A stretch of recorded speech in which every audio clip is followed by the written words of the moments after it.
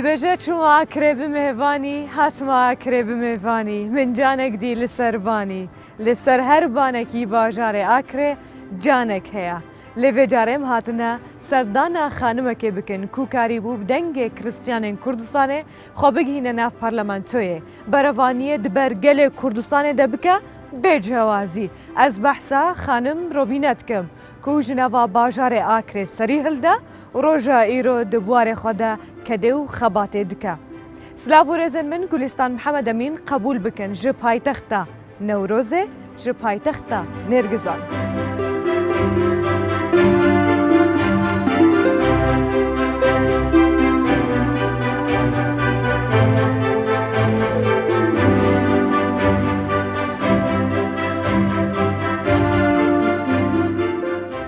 Video ku dibînin îro me biryada ku em ji li bergên resenên aşûriyan berkin bêguman ew jî pêk hate ke veneqetiyayîne ji civaka Kurdiwarî ya Kurdistanê ku roja îro em tev de dijêr sêbera alaya Kurdistanê de jiyana xwe dikin herwiha xebata xwe dikin hemû buwarên cuda cuda de şanaziyeke mezlê jî bo min bêguman min îro ev ji li ber gil berkirine bi alîkariya xanima hêje Robîne ku bixwe endam Parlamentoya Kurdistanê ye roja îro ê mêvana min bêt gelek bi xêr hatî û gelek spas ji bo alîkariyê. Spas بخير هاتي بوشاري أكري شاري بيك بيجياني gelek spas. برزور بخوش حالم كوجانا بتاف جول كجي ما شاء الله زور جلدت spas destê sağ diyente hinek guhertin bi ser de hatine kirin ez bawer dikim biçek moderntir bûne me ne hemû bi te bigiştî طبيعي يعني جاران أفل جولكة أشورينا بله بيجنا جولكة خمالة كوب كلتوري أشورية جاران خود مال داجي أفجول كتكرنا برخو يعني خو مسألة زراعة وجندها تنشون أفجول كبو بس دي في تطوير زماني وهدي طبعا قران كاري هاتنا كرنو كيجي وكو موديلات هنا كرنو وكو جاران نامينا رنج وموديل وأفتشتا تدا نو كجرس سير صح كان يمن ويتا جوازي تدا بتشين جوازي تدا بس مهم نشان جولكي أشورية بله gelek خوشکن gelek بدلیم بون دوكم روف دروجن باش دجي gelek جاران البركة فيجي تبحثا قنت كر بله تلقون جدايق ويا كاتشي روكا حضر بيجا بله بتأكيد بخوش حالي باز القنت جايمة أس القندة كي بيدا بون كو قندة كيش بتشوق بو إيكش لوان قندة كريستيانا بكو هجد قندة نزيكت إيكنت طيبت كريستيانا بها دفري نهليا نافي قندة من جي هيزان كيا تقريبا جانا من ضالي وي قندة دس بيكريا حتى حفتهش صالي ذا باش يم هاتينا باجرة ذا أزيش وكود بنمالك يعني مازن وقلبالخ أس بيدا بوما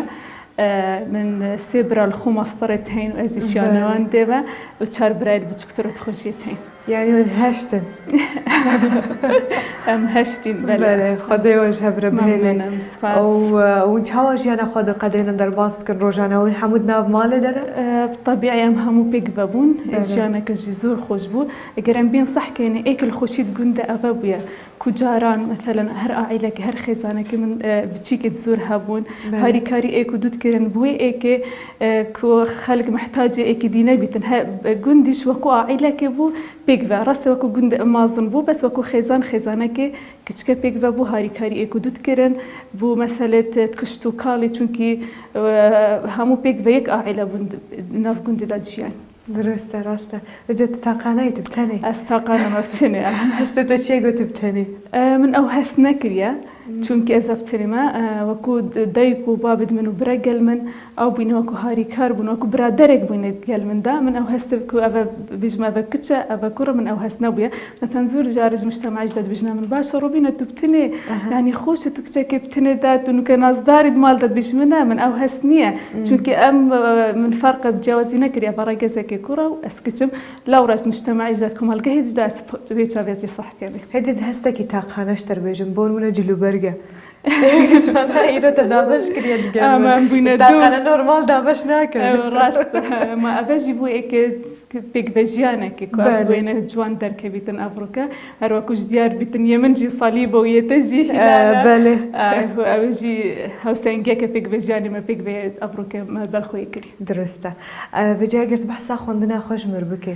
از باورت کم تبشه یاسای به تمام کریا بله و تنهاجیش بلی کاری پارلمانتوی جیت مجولی نامه کیت طبيعي من واكو بحث كركو از الجندا جايمة الجند جي قطاب خانة لينا بون خدمت گزاری زور زحمت بول الجندا وكو من بحث كر بيش نوكا لبالت تقريبا 2 سالش من چون كو اسنهما نبى مع قطابنا من نشيا خاندنا خو بخينا من الدس بي كده ويش بيشتي نوطو حفتي ام هاتينا اكري كل ايكي سرتاي من الاكري خانديا ودوانا وندي ودوانا ونديش من الاكري خلاص كريا وبيمانجاش من الاكري خلاص كريا باشي اسجما هفليري كل جا اساساتي ما والقرتم ونياسات هوا كريا ونهاجي انه هاجي قطابي ما ماستر النفيسين نامه بله سرکفتی بد في بارده گرامات گرت بردامت که ایرو بزارکتیم گرکی دچون ما برای خود دا کلیسه بله اما مو مک بيت خست وما هي فيك تخست بله و جنبتشن ابرو ازو تجي بيك بدي تشني كنيسه ومو ماكش بيك بهالكن تمام کرم بهبدوره و سردان خواهش بنا و باجار آکره دوم بکن و بردام بکن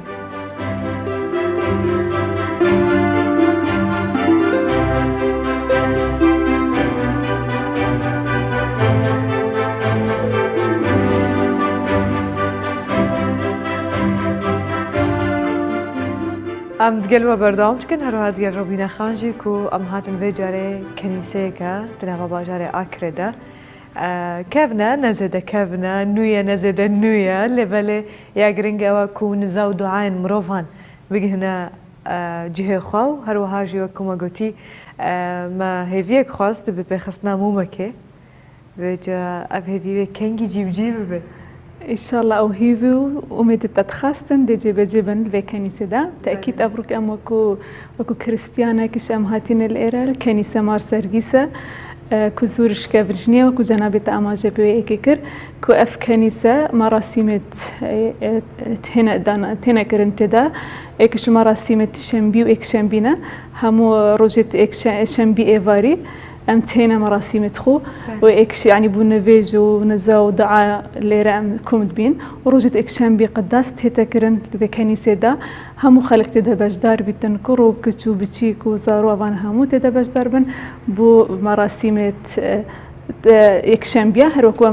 بيننجي اف كلتوري ماي هاي ناف بسلمان وناف مسيحي وناف جيو هريكش روجا خويش تيباتي هاي روجا تيباتي شي كريستيانا روجا اكشنبيا درستا دا چه هيفي خواست؟ تأكيد أمي أمدنا في كارت سياسي دعم شولت كين هيفي أميدد من أوا كو كردستان آزاد بيتن والأمن وأسايش بهتا باراستن وأف قيران الدارين وكجي سر خلقي ماجي دار باز ببيت هيفيا ماجي أوا لدوجنا قلت هيفيا خقود جيب جينا به إن شاء الله أبدا جيب جينا هيفيا ما تفان أوا إن شاء الله كو أو روج بيام تف سرفرازي و بچاوین وکری و روزه ببینن بچاوین گش عمل بندینا راست بیشن هم هیویا گرتا گوتن جب جنابیت بس از بیو باوره بدامه افیویا من دیجه بجیبیت افیوی ها بشه ها بشه همویا چون في علنیه درسته وجه اگرم بین بحثا باجار آکرب کنو باندورا اوی جوا کدنا و ورده های هر وقت گوتی هون پیکاتین گلک خوش به دور دجین بدرجه هی چندین ساله و هر بکردیه که زلال تو داخل و مروف باور نکه گفتن ت کریستیان بیان آشوری بجی اگرم بیشتر ت چهاد بینه ویژانت بده راستی پیک ویژان الاکردا اکری تایبد من دیکا تایبد بخویا هی البيك فيجيان دا اگر بين صح كاين موجوده حتى نوكا كو اكري جويتي دا جاينا مسلمانش وكريستيان اگرش ام ببينين كو كريستيان كفنترين ميجو هاي الكردستان دا بالتاكيد ام هاف باش بيك فدا ام جاينا بمشكله باريشه اگر نمونه جوانش الاكري دايتين اگر بين صح كاين الوقت الججنان دا بكاتن ديجي سردان كنيسة كان وقت چونك اف كنيسة خوشي خوشي تدت هنا كرن بكاتن ديجي خوشيد ما ونخوشيد ما جي سردان بكنيسة كان درسته وجدتو تزاركتي خود فردر باس كريد نوا في باشاري دا زوجی تیج هولرش دما سر کرد هوالن خود بینید دوستن خود بینید چهار روز خود در باست بتأكيد خوشبختانه كو اس ايكش قطابي في كنيسة بوما كو اف كنيسة و ايك نشامن دايا دينا كي ديش قبول ك ولا كيديش قبول كم بكاتا كيديش قبول كم أبجي جي سرفرازي منا كواسقو طبيب بما فيرفان تشتد باش بما الفي كنيسة دا تأكيد أسهر هر جي كبم أسهر خلقي أكرمه وريزو طيب وريزو صلاة جبو خلقي أكرم گشتی منێت هەی چونکی ئەس ڕۆژێت پێنجشەمبی و جومعە و شەمبی ئەس هەر ئاکرێ دمینم ڕاستە چونکی کارێ منە لێرێ بیتن ئەو جێ مرۆڤ لە زارۆکێتی تێدا مازن بیتن و قۆناغێت خاندنێ و ژیانێ تێدا دەرباسکەتن لە هەر جەیەکی بیتن بیر ناکرد. بدۆختا دەمات چه هەولێرێ دچێ ژ ئاکرێت گەل خوا دەبێت زێدەتر بێریا چێت کێ زەحمەت بوشترەت هەرێ لە هەولێرێ بمینێ دەستپێکی زەحمەت بوو من چونکی هەر جەیەکی مرۆڤ لێ مازن بیتن بچتە جەیەکی دی ئەکید دەستپێکە بزەحمەتە بەس نەبوو ساڵێک و 2 ساڵ ئەس فێر بووم چونکی زانکۆم لێرە تەواو کرد و شولێ منیش نوکە لە هەولێرەیە بتأكيد وقت أصل أكل شما هبلره همو تشتت كردواري وكو برنج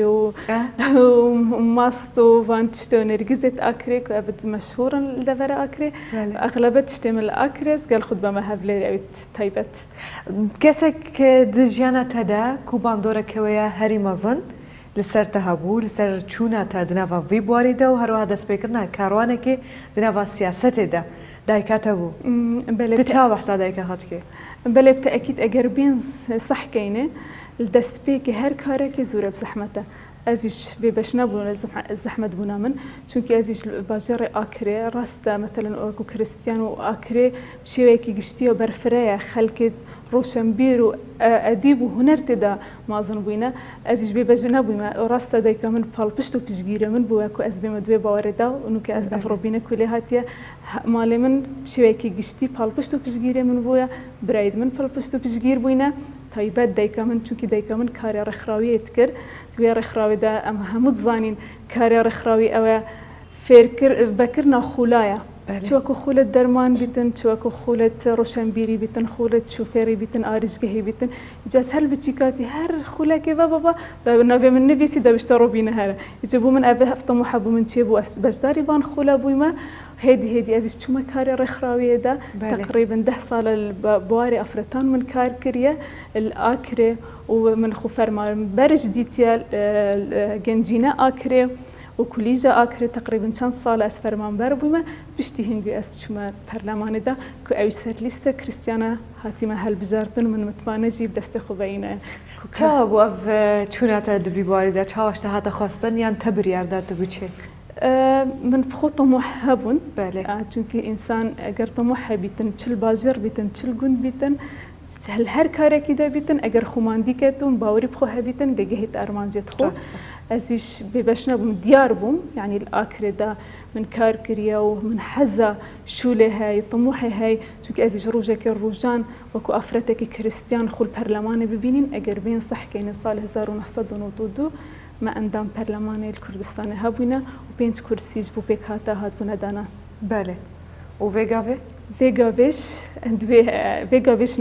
5 اندام برلمانی میتین. بس وقت خود سال 1992 5 کرسی 100 کرسی گشتی بون 5 پیک هاتت کریستیان بون که یکم پیک هاتا بجدار بون البرلمانی دا. بیشتر هنگی 5 کرسی دی بو ترکمان هات زیاده کردن و یکیش بو ارمن. شويكي قشتيل الصد ويازدا عندهم برلمان يازدا يتكوتان البرلمان كردستان. بجا هديهم دشنا نافوار كارتا نافوار برلمان تويدا لستخازم زامبم جواكا كريستيانان دنافا كردستان دا چاول تدنيرن هيفي نوان بتتشنا. بتأكيد وقت أسبوع ما عندهم برلمان متمانة خلق دينجت كريستيانا أسبوع ما عندهم برلمان كريستيانا داك وزن كجي متمانة منينا البرلمان أسكارت كم تأكيد طموح دبو جان جديجي تشيبن هي ما أواجي كرسي دم البرلمان تاري زيادة ببن دخلك كي زيادة جي بهتا بيش هي ما جي أوا تمي سرقفتن بارا تبي شخوجي من هاتشن سردانا جهكي ديرن بكن هن بابتن هنا كو جلك تايبتن جرداينا بكريستيان كردستان و هنجاران بحثاوية كي تكرن كو ديموغرافيا كردستان هنجاران بنچاري و هنجاران جي جابر ظلم داريه هاتيه گوهارتن شخوجي هروا كو گوتي پكاتايا كسركينا جا آوا کرنا والاتاكي بناوه كردستان لجر آلاي رنگين و جنبچ نوه داره بهتر تبليفي بواري ببن و مجارن برفرهتر بدنا بحث كبن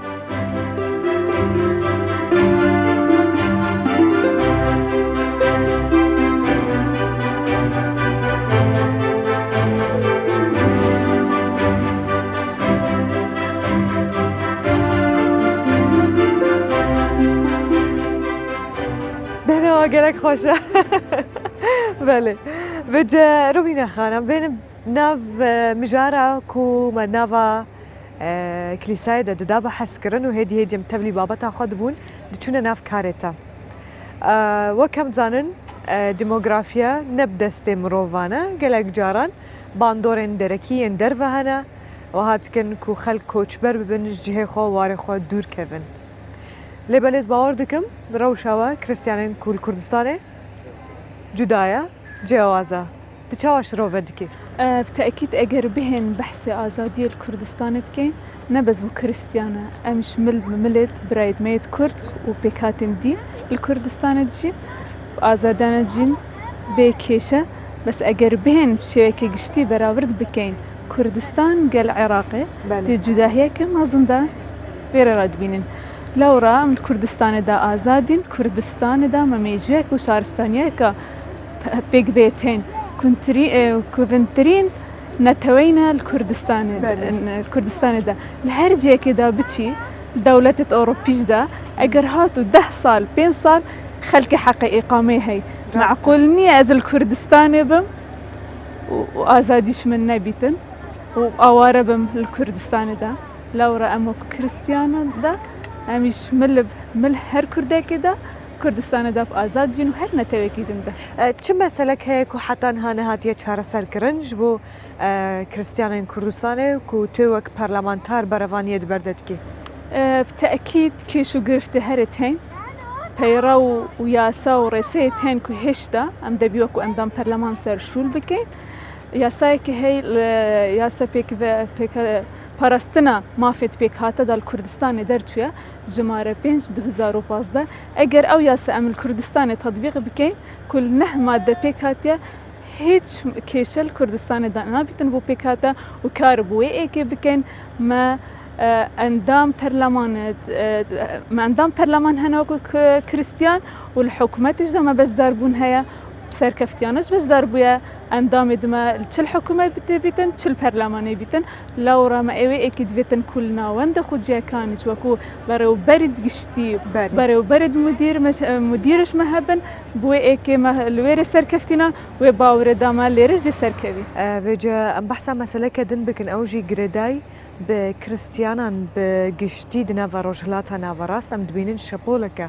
كوچ بربونه هيا بربولاتن أوروبي وولاتن أوروبيجي قالك رئاسانية دكن حتى كو كريستيان بجهن أوروبا يعني ولاتن بياني تدبينيش نفا كردستان جي كريستيان تخوازن دركفن يعني تخوازن بمينن وهابونا خوا بباريزن وقت روجا إيرو بجلين رسانن أحشوري دنافا بايتختا نوروز دل آكري أم سكنين ود آخفن بله بالتأكيد كريستيانة كردستان ده أجرش بتشنا دربة يعني كانت خزانة كنا بش طبيعية مثلا احتمال خزانة دوان برين كان صالت شوينا وشن بس أجر بهين صح كينا دشتنينوا نا بزوري تشن فين بين أجر جيان تدانا بيت أجر أمن وبرقرار وأمناهي تدانا بيتن خلق مجبورة بتشتا دربة لورا خلق ما الدشتنينوا أمنيته وبرقراره تدانية هون شاو بحثا روشا خوينا فخوت كن يعني وك دنجي كنيساي وروها بريارين كو تدا داين دنافا كردستان دا شكو جدرا خور دقري بالتأكيد أزيش فوكو بربجيرك كريستيان بويمة لستا كريستيان هاتي ما هالبجارت من متمانة بدست خوفاينا بو برلمان دا بالتأكيد بسروي ايكي شولكين كو خالكي ماجي ببن الدنجي كي رستقينا بو خالكي خو باش داربونا كارا وكاريجر مهابيتن داكو بشين ما في خلق خدا جيب باريزن واكش من ديار كر توا بسلمانيا كي حق هاي الكردستان دا بجيتن بازادانا وكاربو كردستان بكتن مش كردستان خوش بيتن امش وكو كريستيان كارجبوي كت كاين كوب ازاد وسربس بين بيك بهم الكردستان دا بجين درست دست تسابن بججبر بجا اگر 2 سال دن قدهان درباس بون 4 سال برلمانتاریه تبنهتي دوباره خو كانديد بقي اكيد انسان طموحت هاي جنو ظالم جارك دي بخال برلمان خو هالبجيرم بوكارك دي بس اكيد وكروبينا جي اس افرتك مالني ما ازش حسكم شولو كار دابا تش دانيال برخا روبينا تخازا بشتي برلمان توي ببچه هبج من طموحتين من شيانشيتين من هدفشيتين من أرمانجة خشيتين من بلانشيتين ديجي من هيبتن إيك البوست كريستيانا الهرجي كده بیا سرکفته بگم با تتخوازم نتخوازم چکی جواتك بجورة كدن دقلت بكم إيرو دماكم جهانا أكره خارج جلك خاشش مر آمده کربو دولما أنا براخ جردوجه جلك بتامبون تشاوا چتكه بالتأكيد نكا هر كساكي مثلا شواكو من بيت شواكو تابيتن عن هر برلمانتاريكي بيت عن هر فرمانباريكي بيتن وقتيك مروفي دبينن بجنة ديارة خارنة مزاني تشيكا شكلو سارو باردوان دا مزاني تشيكا بس تأكيد أوش سوباسي دايكا خوشي بكم كو أسهر البتشيكاتي دا قالوا بجدار بويا ليلان جهة ومطبخ دا كو كار بكم خارنة جيزانو بتشيكا مش أفروكشي من إفراخ تشيكر ببوا وكو ببانداري الأكري يعني من هنية كوي أشكرا كرها بالين وينا دوستن وينا دنابا برلمانتوي ده اگر هايو جنبو دولمانا تشت که گلک خوشن مروف تلیکه خود پیدات خوی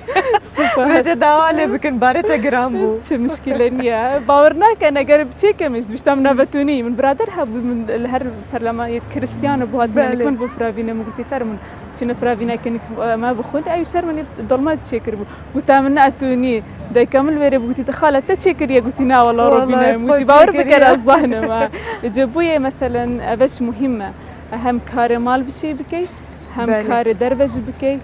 تجارة طموحنا مرن تشل باجر بي تشل گوندا بي ارمان تش مهم الهم تشته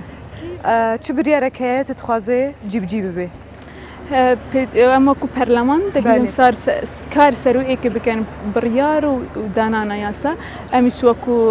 خلق کریستیان و کربوی که کن کو کرسیا مال پارلمانتار زیاده ببن کو پنج کرسی نتر مجینا کن خلق مجی زوره طموحت خلق مجی زوره و گلو گازندان دوان زوره کو ام بشن وان گلو گازندان دوان چهار سرج بکن پیوسته زیاده بونا اندامت پارلمان کرسیت پارلمانتاره بو پیکاتن کریستیانه ده. از گلک سپاسیاتت که مش بو وی درفته، مش بو وی پیشوازی کرنه، مش بو مالباته تا کو منانک بهدور خوار، اروها مجنزی که وقت هفته ناس کرن، زاروی برایتا و دایکاتا و بابتا تمن دریج بن. براستی مالبات بشه کی گلک گرنگش آوا کرنا مروف ده، اگر مالبات نپشت گیر با گلک جاران مروف آستانگیاند بینه. حتى كو بقى بأرمان جن خار قلتنا تيداوي بالتأكيد أزيش سوباسي مالباتا خوجيت كم راستا من طموح هابون من أرمان هابون كو أزيش قطابيك من حزا خاندني ومن أرمان جا خوجيت جينا لبالي مالا منو برايد منو دايكو باب همو بالبشتو بشتوانيا من بو انو كافرو بينا ينقد بينا دوباره جي بخير بين بو شاري أكري شارفك بزياني بخير بين سرچاوا مالي آفا و باجار هر آفادان بي تمی آکره گش ببینن هیوینا کو آگره نوروزه ای سال جی لسر وانچین بلند به پیخستن بدستو تلین کچو خورتن وی باجاری حتی پروگرام کردن و دگل خانوه کردن بمنن تنها خیر خوشیدو بخاطره وا